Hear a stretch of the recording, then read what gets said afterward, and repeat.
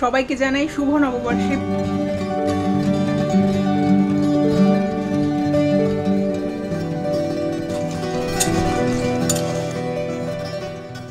Hello everyone, কেমন আছো তোমরা সবাই? আশা করি তোমরা সবাই খুব ভালো আছো, আমরাও খুব ভালো আছি। তো চলে আসলাম একটা ডেলি ভ্লগ নিয়ে।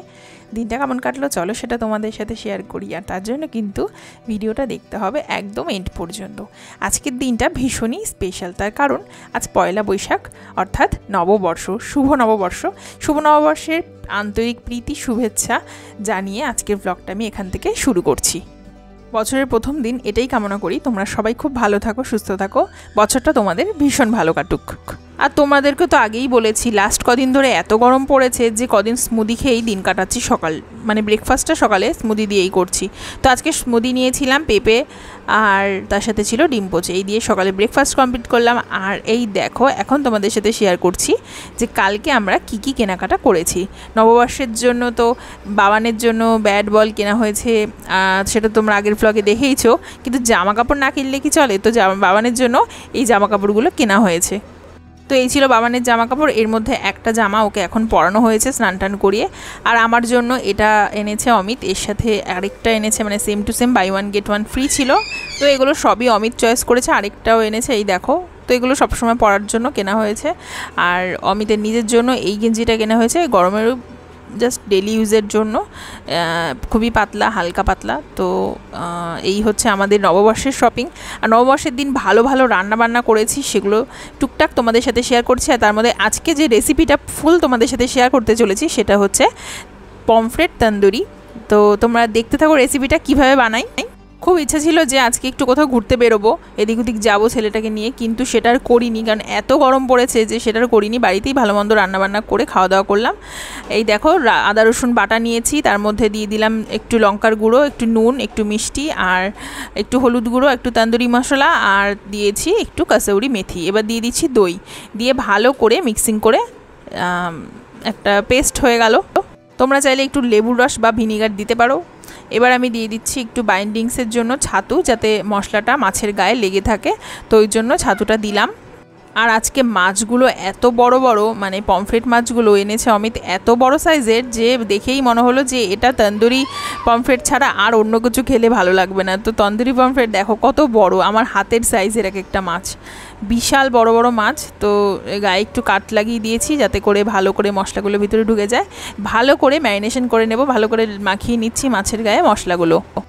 এই মশলাটা ভালো করে মিশিয়ে মোটামুটি আধা ঘন্টা থেকে 1 ঘন্টা মতো যদি রাখা হয় তাহলে খুবই ভালো হয়।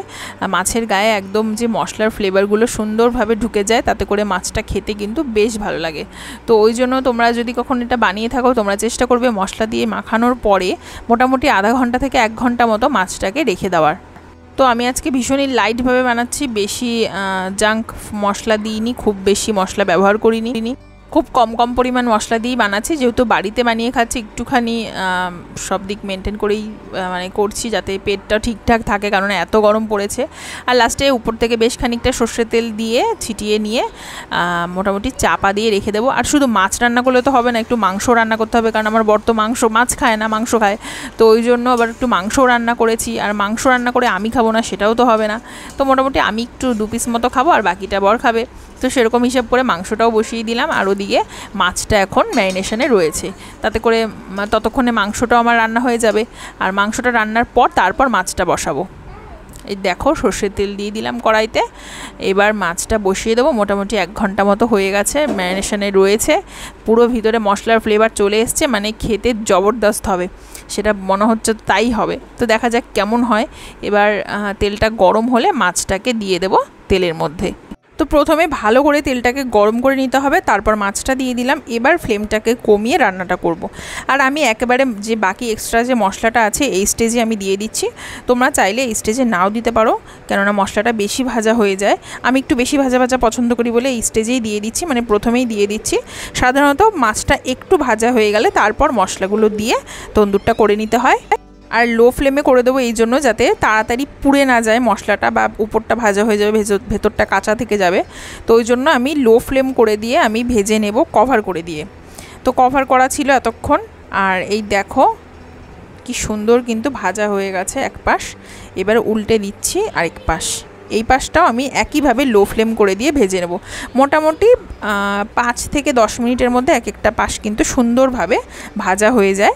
আর আলাদা করে আগুনে পোড়ানোর দরকার পড়ে না, তন্দুর হলে সাধারণত আগুনে পোড়াতে হয়, কিন্তু আলাদা করে পোড়ানোর দরকার পড়ে না, কারণ কড়াইতেই বেশ পোড়া পোড়া হয়ে যায়, বেশ ভালো হয়। এই দেখো সুন্দর কিন্তু একটা পোড়া পোড়া কালার চলে এসছে, বেশ কিন্তু ভালো লাগছে দেখতে। আর সব মশলা যখন ভাজা হয়ে যাবে তখন মাছের গায়ে মশলা এমনি লেগে থাকবে, তখন আর অসুবিধা হবে না বা এতটা মেসি লাগবে না দেখতে।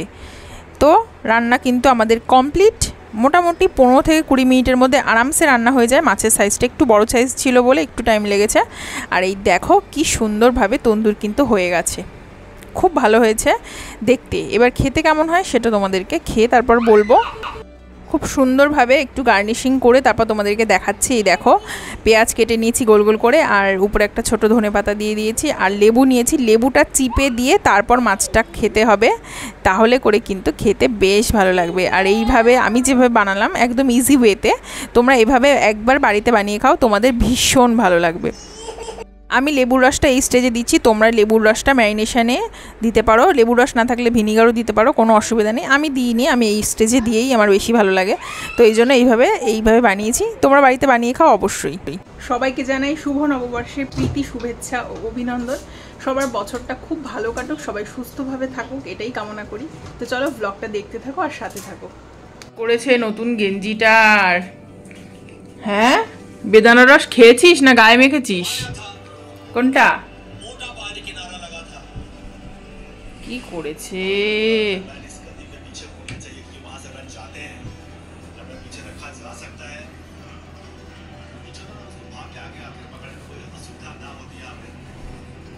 তো দুপুরে খাওয়া দাওয়া সেরে এখন সন্ধ্যাবেলা একটু বেরোচ্ছি, আর টুকটাক জিনিস কিনবো। সেটা হচ্ছে আমরা নিজেদের জন্য তো জিনিস কেনাকাটা করেছি, কিন্তু সংসারের কিছু তো কিনিনি, তো ওই জন্য সংসারের কেনাকাটা করার জন্য এখন বেরোলাম। আর বেরিয়ে চলেও আসলাম, কারণ দেখো ছেলের অবস্থা, ওকে নিয়ে বেরোতে না বেরোতেই ঘুমিয়ে পড়লো। তো কোলে করে এই ঘুমন্ত অবস্থায় নিয়েই বেরোলাম। আর কি করব, কিছু করার নেই। কিন্তু বাড়িতে আসা মাত্রই দেখো জেগে গেছে। আসার সময় একটা আইসক্রিম নিয়ে এসেছিলাম, তো সেটাই খাচ্ছিলাম আমি তার মিলে। তুমি ঘুমিয়ে পড়ো, তুমি যাতে না ঘুমাও সেই জন্য রাস্তায় নিয়ে বেরোলাম, আর তুমি রাস্তায় বেরিয়ে সেই ঘুমিয়ে পড়লে। হ্যাঁ, আমাদের ঘোড়াটা পুরো মাটি করে দিলি তো। কিরে, আমাদের ঘোড়াটা তো পুরো মাটি করে দিলি।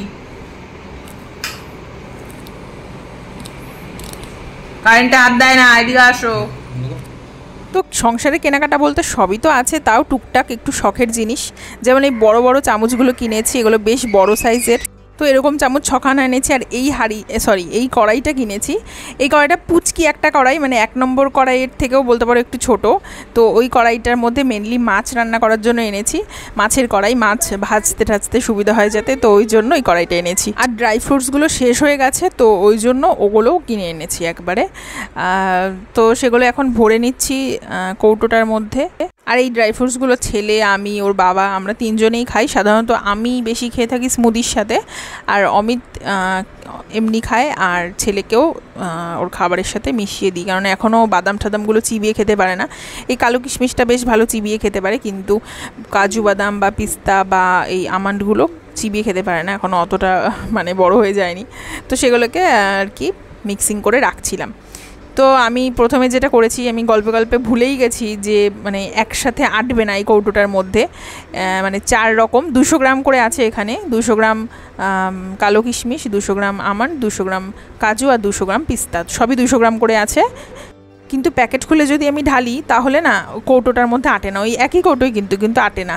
এবার কি করি, আমি একটা বড় পাত্রের মধ্যে সব কটাকে একসাথে ঢেলে নিয়ে তারপর ওটাকে ভালো করে মিক্সিং করি। মিক্সিং করলে সবগুলো একদম মানে ভালো করে মিক্সিং হয়ে যায়, আলাদা করে আর বার করা লাগে না।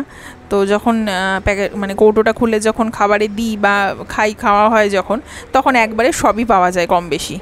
আর আরেকটা ব্যাপার যেটা হয়, তোমাদেরকে এইমাত্র দেখালাম যে 3টে ঢালা মাত্র কৌটোটা ভরে গেল, কিন্তু এখনও একটা ঢালা বাকি। কিন্তু এইভাবে ভালো করে সব কটা 4 রকম মিক্সিং করে নিলে তারপর কৌটোয় যদি ঢালি একই কোয়ান্টিটি, কিন্তু এঁটে যায়, সবই এঁটে যায়, অসুবিধা হয় না। তো ওই জন্য ভালো করে আরও বেশি করে মিক্সিংটা করে নিই।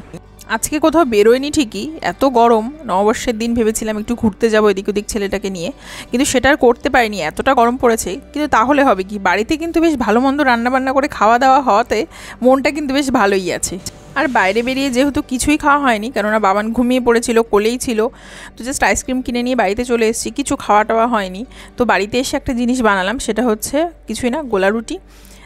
তবে গোলা রুটির মধ্যে বেশ একটুখানি শেজওয়ান সস দিয়েছি, আর ময়দা দিয়ে ডিম দিয়ে গুলে বেশ ঝাল ঝাল করে বানিয়েছি। কিন্তু বাবানকে দেবো না বলে পাশে আবার একটু মিউজলি নিয়েছি, ওর পাশে মিউজলিটা মানে রেখেছি, ও সেটা বুঝতে পারবে না, ওকে মিউজলি একটু একটু করে দেবো আর ও ভাববে যে ওকে রুটি দিচ্ছি। মানে বাচ্চা মানুষ করতে গেলে যে কত ট্রিক্স করতে হয় সেটাই খালি এখন দিন যাচ্ছে আর ততই দেখছি। আর নববর্ষের দিন বিরিয়ানি খাবো না সেটা কি হতে পারে? তো ওই জন্য রাতে বিরিয়ানি কিনে নিয়ে আসা হলো। অমিত পরে এবার বেরিয়ে গিয়ে বিরিয়ানিটা কিনে নিয়ে এসছে। তো বিরিয়ানিটা খেতে কিন্তু দারুণ ছিল। তো ভ্লগটা আজকের মধ্যে এখানে শেষ করছি। আশা করি তোমাদের ভ্লগটা খুব ভালো লেগেছে। ভালো লাগলে অবশ্যই সাবস্ক্রাইব করো আমার চ্যানেলটা, ভিডিওটা লাইক করো। আবারও বলছি, সবার বছরটা খুব ভালো কাটুক এটাই কামনা করি। সবাই খুব ভালো থেকো, সুস্থ থেকো। চলে আসবো পরের দিন সুন্দর একটা ভ্লগ নিয়ে। আজকের মতো এখানে শেষ করছি। টাটা।